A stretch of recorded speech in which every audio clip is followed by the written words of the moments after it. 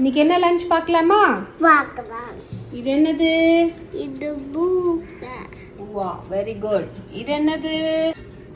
Pier. ரசம். ரசம். மிளகு ரசம். இதுக்கு ரசம். Okay. இது என்னது? இது சரி தம்பி.